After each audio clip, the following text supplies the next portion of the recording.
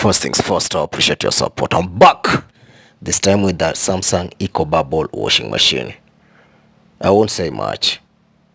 Guys, get a washing machine bag. This is a common issue with certain brands. Get a washing machine bag. I won't say much. See that. I'm out, and remember to subscribe. I love you guys.